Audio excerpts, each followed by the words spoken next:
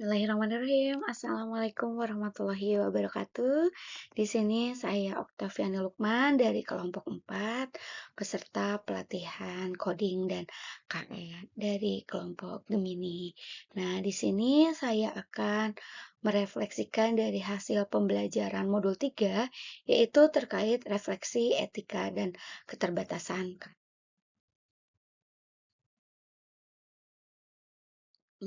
Refleksi saya di sini bagaimana saya memahami keterbatasan KA, dampaknya pada manusia, dan prinsip etika yang penting dalam menggunakan KA.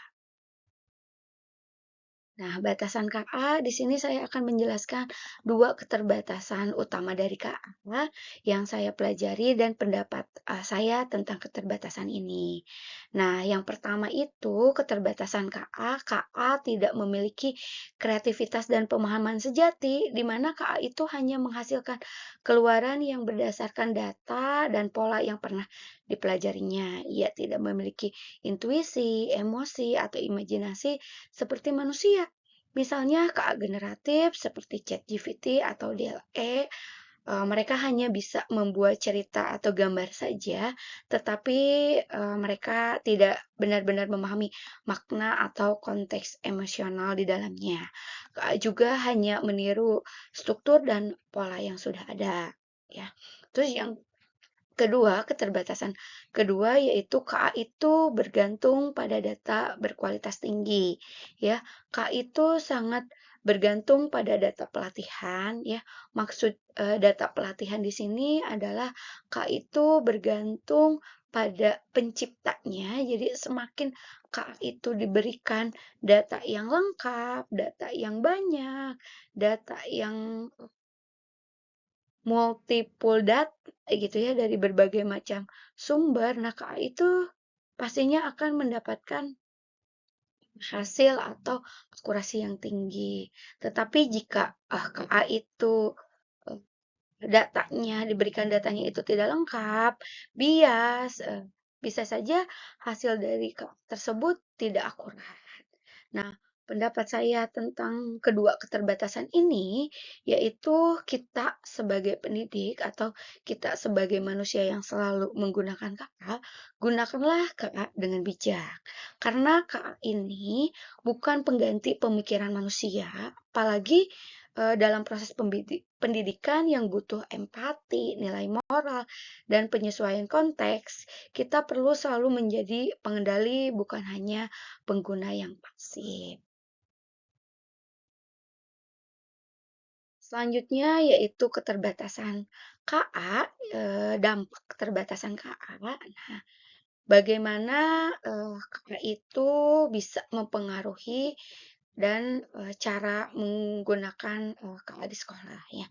Nah, dampak keterbatasan KA itu berpengaruh ya dalam praktek pembelajaran kita sehari-hari, baik saya seorang pelajar ataupun KA ini ketika digunakan oleh murid kita. Jadi kita tuh harus memberitahu bahwa KA itu memiliki keterbatasan eh, dan mempunyai dampak dari keterbatasan KA tersebut. Contohnya yaitu ketika saya menggunakan soal otomatis, misalkan saya membuat soal itu dari ChatGPT atau Quizizz atau Quilons.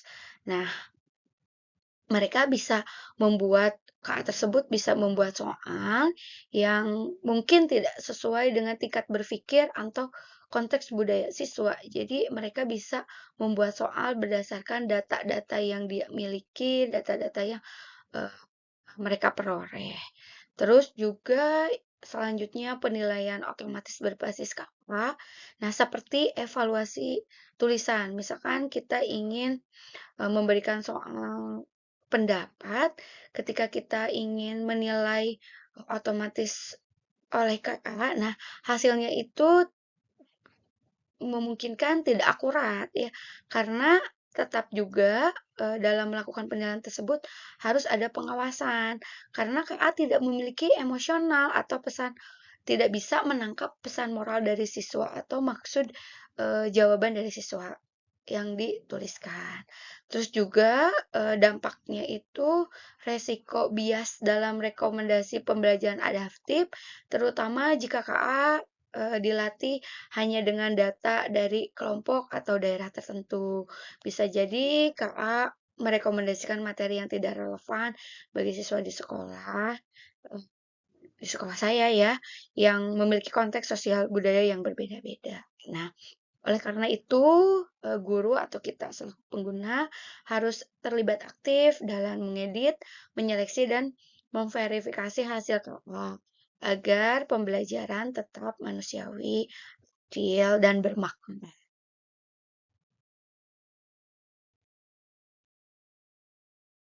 Nah, selanjutnya prinsip etika dalam KA. Nah, prinsip etika dalam KA dan contoh penerapannya yaitu yang pertama itu ada prinsip transparansi dan kejujuran ya. Nah, kita itu harus mengajarkan kepada siswa, siswa perlu tahu informasi atau gambar yang dihasilkan KA bukanlah hasil karya manusia, melainkan buatan mesin berdasarkan data yang dipelajarinya. Contoh nih, saya membuat contoh penerapan di SD kelas 6. Nah, guru memberi tugas membuat cerita menggunakan ChatGPT. Sebelum memulai, guru menjelaskan kepada siswa bahwa anak-anak nanti cerita yang kalian baca ini dibuat oleh komputer pintar. Sebutkan ini menggunakan ChatGPT misalkan ya. Jadi, cerita ini bukan manusia yang menulisnya, tapi kita bisa belajar dari hasilnya.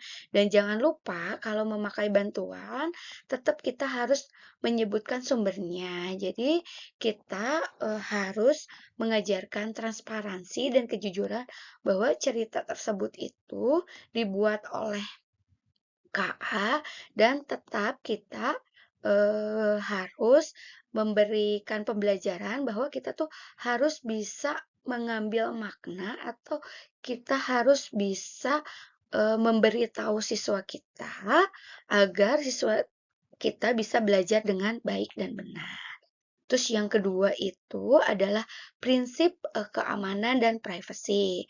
Nah, penggunaan KA itu harus melindungi data pribadi siswa seperti nama lengkap, foto, atau informasi keluarga. Karena itu sangat rentan ya, karena anak usia sekolah itu masih labil. Jadi kita wajib memberitahu prinsip keamanan dan, privasi. Contohnya, kita harus memberikan, eee, memberitahu ya batasan-batasan, kita bisa, melarang siswa memasukkan nama lengkap atau foto mereka ke dalam aplikasi yang berbasis KA gitu.